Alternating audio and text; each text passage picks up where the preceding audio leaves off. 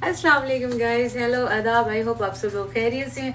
मैं बनाने जा रही हूँ एक बहुत ही पुराने स्टाइल की दाल। मेरी मदर बनाया करती थी, क्योंकि हम लोग राजपूत हैं तो हमारी कुछ डिशेस जो मेरी माँ बनाती थी वो कभी बहुत याद आती हैं।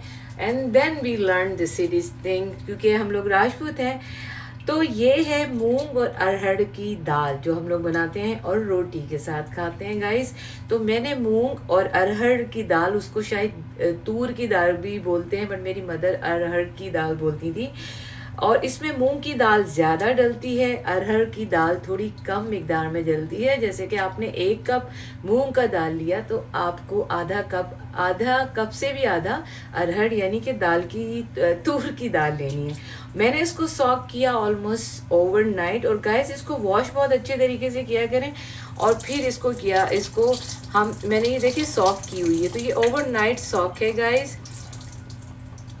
और मैं आपको अगर चाहें तो मूंग और अरहर की दाल दिखा सकती हूँ। एंड ये बनेगी प्रेशर कुकर में। मेरी मदर बनाती थी नॉर्मल हांडी में, बट वो काफ़ी देर कुक करती थी। तो लेट्स कुक। तो गाइस ये अरहर और मूंग की दाल है, जो कि आप सबको पता है, बट जिनको नहीं पता उनको दिखाने के लिए दिखा रही हूँ।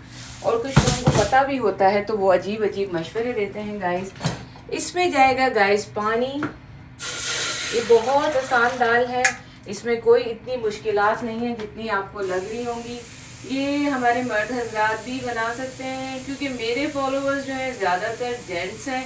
तो मैं इसलिए हमेशा कोशिश करती हूँ कि वो लोग सीख लें और कुक करें, क्योंकि बहुत सारे सिंगल होते हैं, डिवोर्सी होते हैं, विडोर होते हैं, क्या क्या होते हैं।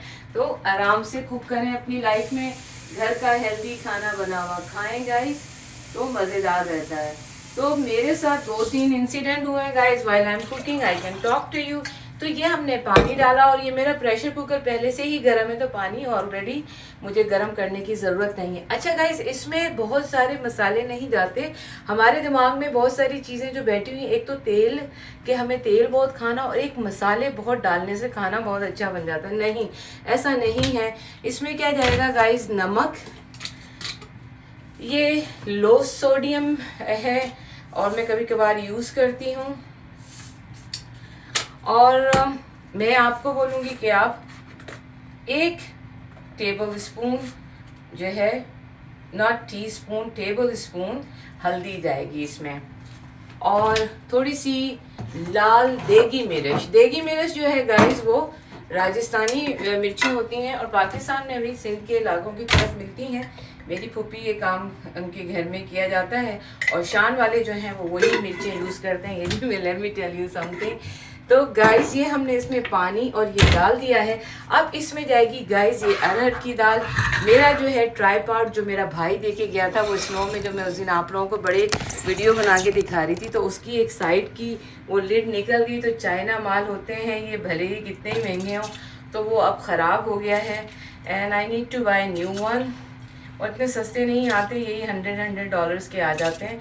इसमें देखो गाइस ये गई, मैं आपको करीब से दिखाती हूँ। I am scared bye my phone, तो मैं फ़ोन पीछे रखूँगी। ये अरहर और मूंग की दाल गई। मैं इसको 2 विसल यानी कि 2 सीटी पे रखूँगी। विसल और सीटी यही होती है। और अगर आप नॉर्मल देशके में बनाना चाह रहे हैं तो आप उसमें एक लकड़ी का स्पून डाल के छोड़ दें। लकड़ी का जो स्पून होता है वो दाल को पतला करता है। ये एक टिप मैं आपको बता रही हूँ।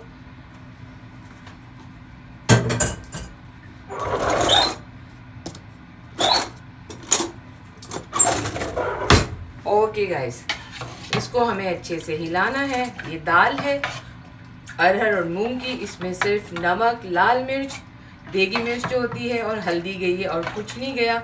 मैं इसको रखती हूँ गाइस 2 सीटी पर। और मैं इसके साथ आपको दूसरी चीज़ बता दूँ, और मैं इसको पीछे वाले स्टोव पर ट्रांसफ़र कर रही हूँ।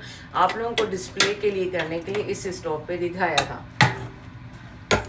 हमेशा प्रेशर कुकर को, स्टोव को बंद करके करें, और कभी भी प्रेशर कुकर को खुद से खोलने की बाय फोर्स कोशिश नहीं करें, और इसकी सीटी वीटी चेक कर लिया करें। मेरी मदर बहुत डरती थी प्रेशर कुकर से, उन्होंने कभी लाइफ में प्रेशर कुकर यूज़ नहीं किया। तो गाइस ये मैंने रख दिया है इधर। अब मैं आपको एक दूसरी चीज़ दिखाती हूँ।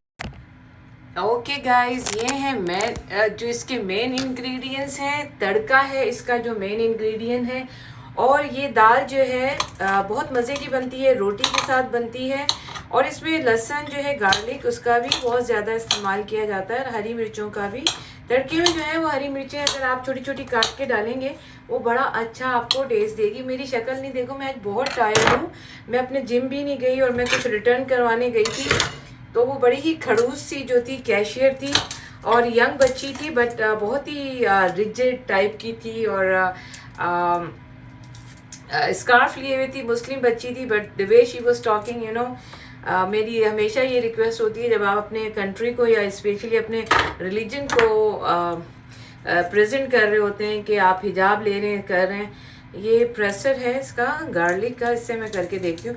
तो थोड़ा सा ये कोशिश करनी चाहिए कि अच्छे उसे नहीं पता था मैं कौन हूँ, but the way she was talking it was very bad. और उसने कहा कि नहीं, जबकि मेरे कार्ड में था वो सब कुछ। देखें, प्रेशर से ना बड़ी जल्दी ये ऐसे हो जाता है तड़के के लिए। तो उसने मुझे कहा कि नहीं, ये रिटर्न नहीं होगा और दिस एंड दैट। और मैंने कहा कि मेरे कार्ड से देखो, रॉस का जो कार्ड है, जो स्टोर कार्ड है, और नो। तो मैंने कहा ठीक है, इट्स ओके।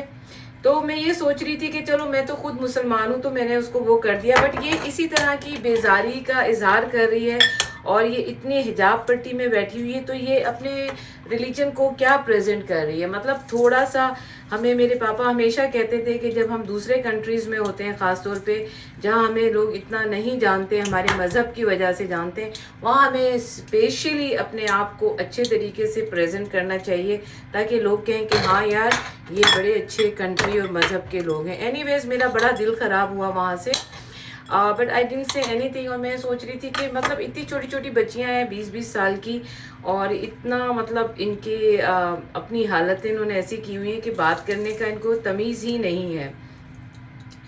तो एनीवेज, मैं उसकी कंप्लेन भी कर सकती थी बट मैंने नहीं की। फिर गाइस, मुझे रिवॉर्ड मिले थे मेरे $25 के, तो वो मैंने उससे अपनी कुछ चीज़ें ख़रीदी।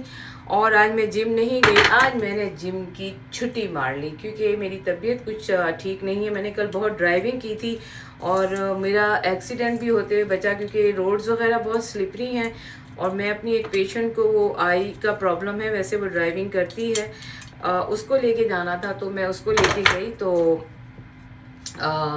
ये मैं तड़के का लहसुन काट रही हूँ। देखें इसमें कितना लहसुन जाता है। मेरी मदर लहसुन का बहुत इस्तेमाल करती थी और ये दाल मैं उन्हीं के तरीके से बनाने की कोशिश कर रही हूँ। मुझे इसका नाम नहीं पता, बस ये दाल है और इंडिया में बनती होगी, राजस्थान वगैरह में ज़रूर, क्योंकि मेरी मदर के पेरेंट्स राजस्थान से ही आए थे और मेरे फादर के भी, और माइग्रेट करके। और मेरी मदर उस वक्त न्यू बॉर्न बेबी थी।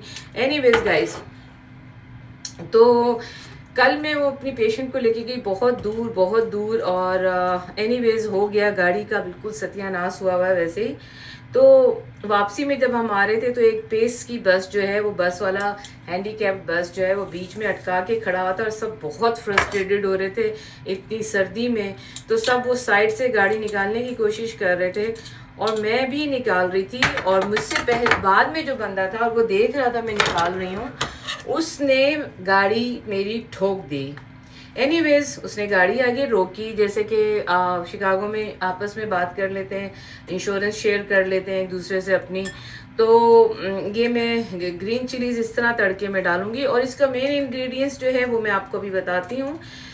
तो वो दोनों जो लड़का लड़की थे वो बाहर निकले हैं। I am sorry we didn't do anything, जबकि मेरी कार थोड़ी ठुक गई, वो पहले ही ठुकी हुई है आगे से, उसकी सर्विस होनी है। मैंने उन्हें फॉरगिव किया, मैंने कहा इट्स ऑल राइट, क्योंकि अक्सर हमारे यहाँ शिकागो में लोगों के पास इंश्योरेंस नहीं होती। आई मीन मेरे साथ कोई इतना अच्छा नहीं होता, लोग बहुत बदतमीज़ी करते हैं, स्पेशली जेंट्स, और दे आर वेरी बैड। मैं कभी पसंद नहीं करती अगर किसी को लेकर, पेशेंट को भी लेके जाना और वो जेंट्स हो, क्योंकि एक तो उनको लगता है कि they are the super driver in the world और वो आपको भाषण मारना शुरू कर देते हैं गाड़ी में। I hate it. वो भाई, हमें खुद ही चलाने तो गाड़ी, हम भी चला सकते हैं, इंसान है, समझ आई। जेंडर का फ़र्क होता है और दिमाग का फतूर है बस। तो गाइज़, ये इसमें हरी मिर्चें और गार्लिक है, और इसमें जो मेन चीज़ जाती है, प्याज बहुत जाती है। प्याज आपको पता है मैंने ऑलरेडी बेक्ड करके, ब्राउन करके रखी हुई हैं। आप लोगों को मैंने कहा है कि अगर किसी को बेक्ड प्याज की